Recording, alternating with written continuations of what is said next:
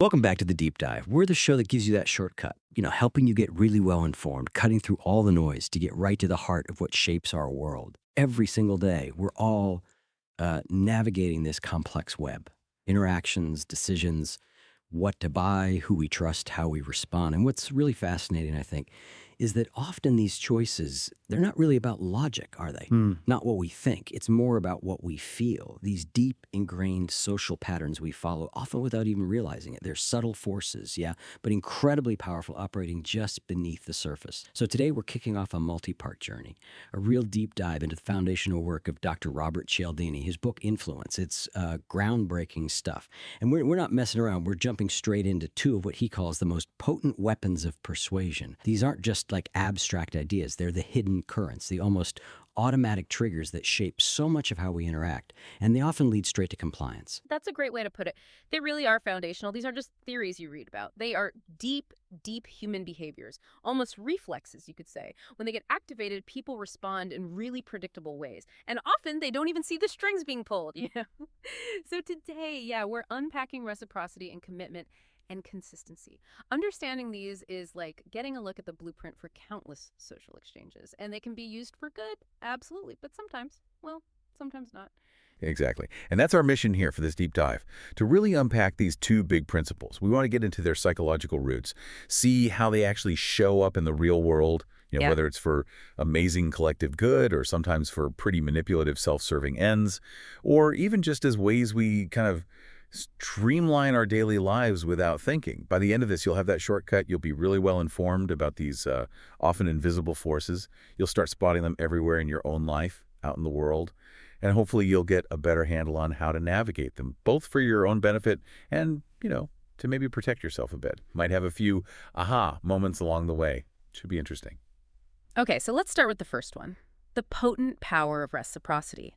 At its core, it's actually quite simple. We feel this strong, often unconscious need to return favors, gifts, even concessions someone makes to us. Right, the classic you scratch my back, I scratch yours sort of thing. Exactly, but it's deeper than just a saying. It's a fundamental social norm. It's pretty much universal across cultures. It's what allows us to cooperate, to exchange things. Without it, society would just fall apart, wouldn't it? No trust. Pretty much. Imagine trying to build anything complex, trade, diplomacy, even just village life. If nobody felt they should return a kindness, it wouldn't work. And the fascinating part is this feeling of being indebted. It's not just about whether you like the person who gave you something. Oh, interesting. So it's not about personal connection. Not primarily, no. It's about this deeper psychological pressure. We feel genuinely uncomfortable being in debt to someone. Material debt, social debt, whatever. We want to balance the books. And the psychological roots, well, they go way back. Evolutionarily speaking, groups that practice reciprocity probably did better. They could share resources, help each other out in tough times, build trust. It creates a positive feedback loop. So that discomfort we feel when someone gives us an unsolicited gift or does us a big favor, that's actually an evolutionary leftover pushing us to cooperate. That's a great way to think about it, yeah. That discomfort motivates us to relieve it. How? By reciprocating. Sometimes we even give back more than we received, just to be sure we're clear. It's like an implicit social contract baked into our wiring. That really makes sense. And it makes me think about something super practical, something very modern. Email. Our inboxes. Oh, yeah. How so? Well, Cal Newport, in Deep Work, great book, he talks about this. He says an inbox overflowing with messages often creates this major sense of obligation. I can see that. It's pure reciprocity, isn't it? Someone sends you something, they initiate contact, and boom, there's this subtle, unspoken social pressure. You owe them a response. It's like a constant drip, drip, drip of tiny social debts we carry around. That's a brilliant observation. It really is reciprocity at work on a micro level, constantly. But Newport, he doesn't just observe it, he offers a way out. He talks about managing that implicit contract. He uses a sender filter. And the key line he mentions is something like, I'll only respond to proposals that are a good match for my schedule and interests. Ah, so he's explicitly resetting the terms of engagement. Exactly. He's drawing a boundary. He's saying, my default isn't necessarily to reply. My time is valuable. He's consciously switching off that automatic I owe you trigger. That takes awareness and discipline. It does. And it makes you think, doesn't it? How many unseen obligations are you carrying around just because someone sent you an email or a message? Newport's point isn't just about email productivity. It's about reclaiming mental space from this constant low-level pull of reciprocity. It's about choosing where you invest your attention. That's a very powerful application of understanding the principle. But let's shift gears for a moment because reciprocity isn't just about managing email or feeling obligated. It can be incredibly positive, even life-saving. Okay, how so? Think about kidney donation. The book Nudge talks about something called pairwise kidney exchange. They describe it as a truly touching act of kindness. Pairwise exchange, how does that work? Okay, imagine this. Sarah needs a kidney. Her husband, David, wants to donate, but they're not a match. Right. Common problem. Right. Happens all the time. Okay, now picture another couple. Emily needs a kidney, and her brother, Mark, wants to donate, but again, no match. But here's the clever part. What if David is a match for Emily, and Mark is a match for Sarah? Ah. So David gives his kidney to Emily. Exactly, a stranger. Yeah. And in return, Mark gives his kidney to Sarah, also a stranger to him. Wow. That's incredible. It is. It creates these chains of giving. One person's generosity makes it possible for their loved one to receive a kidney thanks to another stranger's generosity. It's a beautiful, structured application of reciprocity. So the system basically leverages that innate desire to give back, but channels it in a way that creates this amazing cascade of good. And precisely. It takes that feeling of wanting to help, wanting to reciprocate the potential gift for your loved one, and makes it real through this exchange.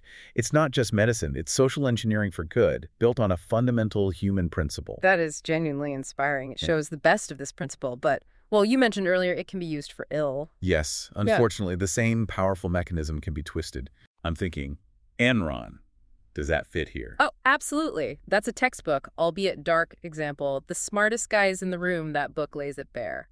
Think about Andy Fasto, the CFO. Right, the architect of all those crazy off-balance sheet deals. Exactly. And the book reveals he genuinely felt that every Enron millionaire owed him a debt of gratitude. Owed him. Why? Because he engineered the complex, often fraudulent financial structures that inflated their stock options, that made their massive paydays possible.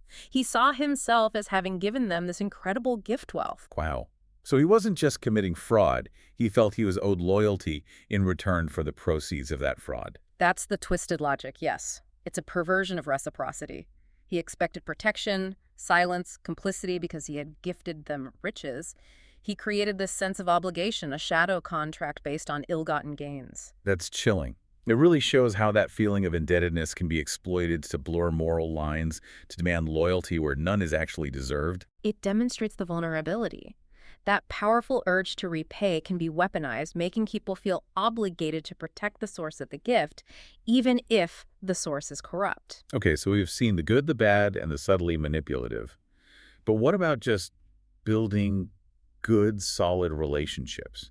Does reciprocity play a role there in a healthy way? Absolutely. In fact, genuine reciprocity is probably the bedrock of any strong relationship, personal or professional.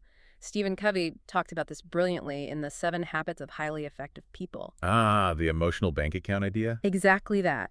Covey says we make deposits in these accounts with people. And one of the most powerful deposits, empathic listening. Just listening. How's that a So deposit? he says empathic listening, truly listening to understand, not to apply or judge, gives the other person psychological air. You're giving them validation, understanding, space. That's incredibly valuable. And that creates a positive feeling of obligation, like they feel good towards you. Precisely. It's often unconscious, but when you genuinely give someone your focused attention and understanding, they feel seen, valued, and that builds trust, goodwill. They feel a positive inclination towards you. So it's not transactional like, I listened, now you owe me. It's about building this reservoir of positive feeling. Exactly. It fosters mutual trust and support over the long term. It's reciprocity working quietly, constructively to strengthen the connection. That makes a lot of sense. And you see this in organizations too, right? Companies trying to build loyalty. Definitely. Think about companies known for strong cultures or customer service. Built to last mentions Marriott, for example. They're guideposts to management, the way J. Willard Marriott Jr. was groomed to carry on the values. Treating customers as guests, employees as number one, that whole philosophy. Right. That consistent commitment to treating people well, it's not just policy, it's a long-term investment in reciprocity. They give value, respect, good treatment, and they build loyalty and trust in return. It becomes a core part of their identity and success. Like Alfred Sloan at GM. with his dealer policy mentioned in My Years with General Motors. He aimed to assist the economic position of dealers. Yeah, that wasn't just being nice. It was strategic reciprocity. Right. Support your dealers, make them successful and loyal, and they, in turn, will represent you well and sell your cars effectively. So whether it's personal listening or corporate policy, genuine, consistent giving fosters that positive reciprocal loop. When it's authentic and sustained, yes, it creates powerful bonds of trust and mutual benefit. Okay, that's a really solid look at reciprocity. Let's move on to the second powerhouse principle from Cialdini, commitment and consistency. This one feels almost like an internal pressure, doesn't it? It really does. The core idea is this. Once we make a choice, take a stand, or even just state a belief out loud, we feel this strong pressure both from inside ourselves and from others to stick with it, to be consistent. We don't want to seem slaky or irrational. Exactly. And it's not just about appearances. Internally, consistency simplifies things. Once we've committed to something, we often don't have to think so hard about related decisions later. We just follow the path we started. Like a mental shortcut. Kind of, yeah. And it helps align our actions with our self-image. We want to see ourselves as consistent, reliable people. It feels good. It reduces internal conflict. So what's the psychological engine behind this? Why are we so driven to be consistent? A big part of it is cognitive dissonance. You mentioned that internal conflict that's dissonance. It's that uncomfortable feeling we get when our beliefs, attitudes, or actions clash. Like believing smoking is bad, but smoking anyway, that kind of clash. Precisely. Or saying you value honesty, but then telling a lie. That mental friction is unpleasant, and we're highly motivated to reduce it. How do we reduce it? Often by changing our beliefs to match our actions, or by making sure our future actions line up with past ones. We rationalize. We double down. And Cialdini points out, drawing on work by people like Aronson, that this drive is especially strong when the commitment is active, public, and voluntary. Active, public, voluntary. Yeah. Okay, why those three? Well, active means you actually did something, signed a petition, raised your hand. Public means others saw you do it, so your reputation is on the line. And voluntary means you felt you chose it freely, without coercion. The more of those elements are present, the harder we stick to the commitment. Got it. Okay, let's see how this plays out. Personal dedication. Cal Newport again. Yeah, he's a good example here, too. In Deep Work, he describes his own commitment. He talks about ruthlessly culling the shallow and painstakingly cultivating the intensity of my depth. That sounds pretty committed. It is. It's not just a tactic for him. It's a defining principle. He's publicly committed to this deep work ethic through his writing and his actions. It shapes how he lives, how he works, his whole identity as a thinker and writer. So his consistency reinforces his identity, and his identity drives his consistency. Exactly. It's a powerful loop. And for anyone listening, it shows how making a conscious personal commitment, maybe even writing it down or telling someone, can really fuel sustained effort towards a goal. It taps into that consistency drive. That internal drive is powerful. Yeah. But what about in groups? Leadership, accountability. Oh, it's absolutely critical there. Think about high-stakes environments like the military. The book Extreme Ownership, written by former Navy SEALs. Yeah, Jocko Willink and Leif Babin. Powerful stuff. Incredibly powerful. They have this principle, it's not what you preach, it's what you tolerate. That cuts right to the heart of consistency in leadership. You mean if you say standards are high, but you let poor performance slide? Then your real standard, the one you're consistently enforcing through your tolerance, is actually low. Your actions are inconsistent with your words, and everyone sees it. It destroys credibility. They talk about driving a leader, say a CTO, to exercise extreme ownership, to acknowledge mistakes, stop blaming others, and lead his team to success. That sounds like demanding consistency. It is. It's demanding consistency between the stated goal, success, and the actions needed to achieve it.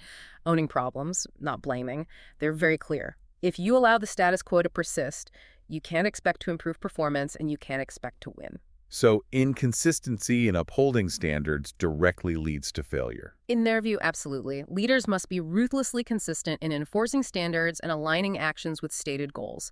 Otherwise, the commitment is just empty words. Wow. Okay, that's consistency under pressure in a team? What about individual integrity under pressure? Standing firm. There's a fascinating story about that in Business Adventures. It involves David Lilienthal, a prominent U.S. government official, head of the TVA and later the Atomic Energy Commission. Okay, what did he do? Well, he planned to resign after a long tenure, but then he came under intense criticism, a congressional attack, accusing him of incredible mismanagement. So a tough spot to be in. Most people would probably want out fast. Right. But Lilienthal deliberately delayed his resignation. He waited until the attacks had subsided, until he wasn't under fire, as the book puts it. Why? Why stick around during the criticism? Because of consistency and integrity. He refused to let it look like he was fleeing because of the accusations. He had already decided to leave, but he wouldn't leave under duress. He was committed to leaving on his own terms, consistent with his record and his sense of self. So he endured the attacks to maintain consistency with his own internal standard of integrity. Exactly. It's a powerful example of personal consistency, prioritizing long-term integrity over short-term relief from pressure. It really makes you think about what it means to stand by your commitments, even when it's incredibly difficult. That really does. And that kind of intense personal commitment can extend to groups too, can it? Like loyalty to a unit. Oh, absolutely. William Manchester's memoir, Goodbye Darkness, about his time as a Marine in WWII, there's an incredible example of the psychology of commitment there. What happened? He was wounded on Okinawa, badly enough to be evacuated to a hospital ship and earn a Purple Heart. Orders were clear: stay in the hospital. Makes sense. But Manchester, he jumped hospital, violated his orders, and made his way back to his combat unit on the front lines. Yeah. Why would he do that? He reflects on it later, initially maybe just duty, but he realizes his real motives were deeper. He wanted the respect of his comrades. But more than that, he felt an overwhelming commitment to protect their well-being. So his commitment to his buddies, to the unit he'd fought with, was stronger than his wounds, stronger than military orders. It seems so. He had made an active, public, voluntary commitment through his service. The thought of being safe while they were still fighting created an unbearable cognitive dissonance. His need to be consistent with his role as their comrade, their protector, drove him back into danger. That's an extraordinary level of commitment and consistency driven by loyalty and belonging. It truly is, and it highlights how powerful group commitments can be. Which brings us to team dynamics in a more everyday sense. Right, like in business teams. Exactly. Patrick Lencioni's The 5 Dysfunctions of a Team. A classic. He makes it crystal clear. Unless it is combined with mutual accountability and common levels of commitment to achieve collective results, teams cannot perform. So you need everyone bought in, sticking to the plan. You absolutely do. Individual talent isn't enough. There has to be a shared commitment to the team's goals and the process for getting there. Lencioni shows the leader in his fable, Catherine, constantly reinforcing this. When her team gets stuck or wants to waver, she pushes them. It's a process. Let's just stick to our plan. She's actively managing their consistency, preventing them from drifting off course. Precisely. She knows that commitment isn't a one-time thing. It needs reinforcement, especially when things get tough. Leadership often involves holding the team consistent with its own stated commitments. Otherwise, inertia or doubt takes over. It makes you wonder how many good plans fail just because the team didn't stay consistent when it got difficult. Probably quite a few. That drive for consistency, when harnessed by a leader or a team itself, is what helps push through those inevitable rough patches. We can even see this principle at work way back, right? Like in civic projects. For sure. Think about Benjamin Franklin. In his autobiography, he talks about funding a defensive battery for Philadelphia. How did he get people involved? Did he use a lottery? He did. He proposed a lottery to defray the expense, and he notes it filled expeditiously. So people bought tickets. Mm-hmm. How does that relate to commitment? Well, buying a ticket wasn't just a donation. It was a small, active, public, people knew who bought tickets, and voluntary commitment to the project. Those 3 magic ingredients again. Exactly. By participating, people became psychologically invested. They'd committed, even in a small way. So they were more likely to support the project, feel good about its success, and see it through. Franklin cleverly tapped into the consistency principle to build collective buy-in for a public good. That's brilliant. Using a small commitment to foster a larger sense of shared purpose. It really is. Now, let's think about how businesses use consistency strategically. Branding is a huge area. Okay, like keeping the logo the same. It's much deeper than just the logo, though that's part of it. Consider Patagonia. Yvon Chouinard talks about this in Let My People Go Surfing. They tried bringing back their classic rugby shirts. Okay, sounds good. Authentic product. They were authentic in material, yeah, but they made one mistake. We made them in fashionable color stripes. They didn't sell. Why? They were not authentic rugby colors. So the colors are wrong. That seems minor. You'd think. But Patagonia's brand is built on authenticity, ruggedness, function over fleeting fashion. Their committed customer base expected consistency with that identity.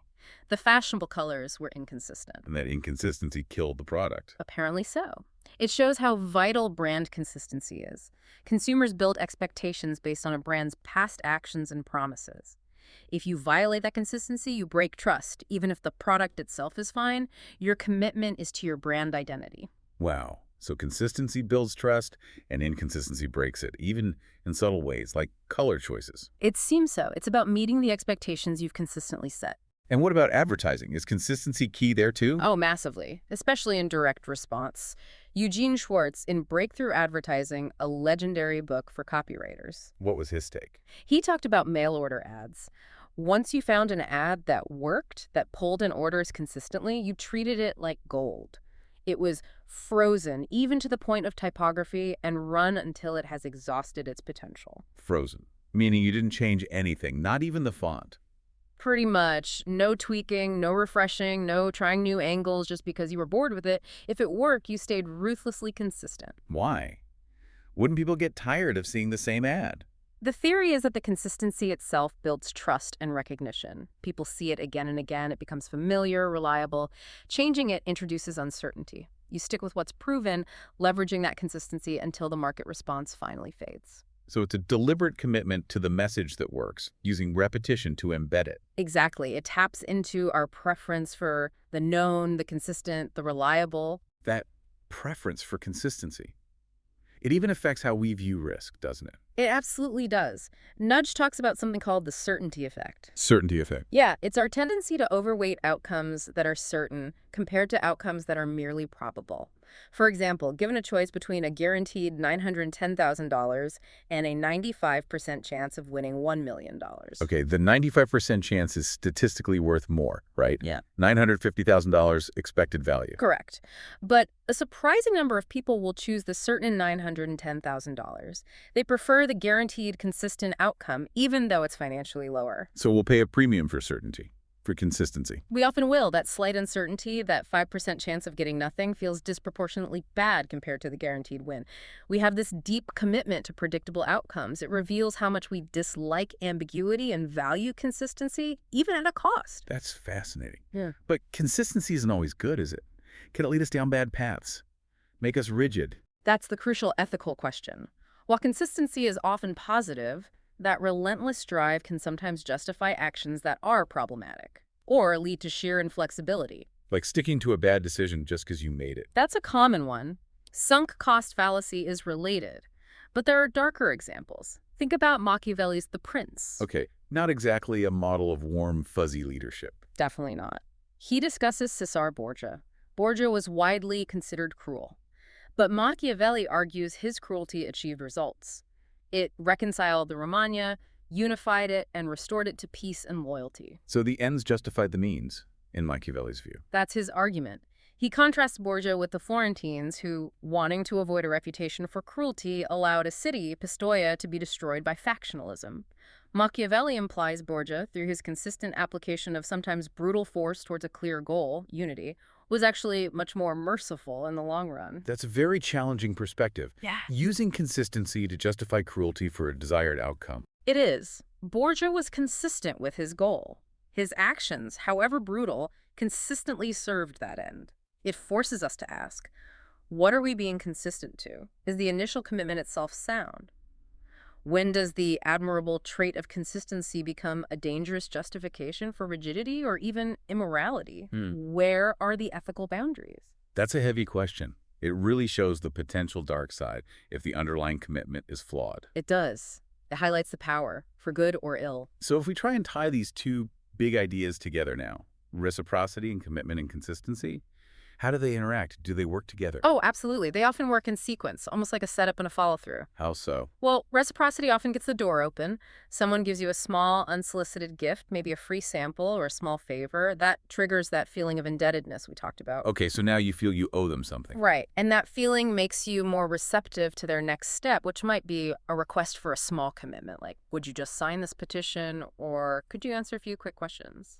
And because you feel obligated from the gift, you're more likely to agree to that small commitment. Exactly. You make that small, active, maybe even public commitment, and then the consistency principle kicks in. Ah, so once you've made that small step, you feel pressure to take the next, maybe bigger step to stay consistent. Precisely.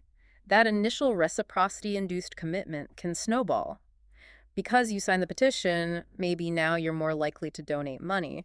Because you answered a few questions, maybe you're more likely to buy the product. It's a powerful 1-2 punch used all the time in sales and persuasion. That makes perfect sense. You can see how that sequence would work. So understanding this interplay is key. But understanding these principles isn't just about seeing how others might use them, it empowers you. How can we use them constructively in our own lives? Well, think about reciprocity. You can consciously build those emotional bank accounts Kevin talked about, practice empathic listening, do small kindnesses without expecting an immediate return, build goodwill.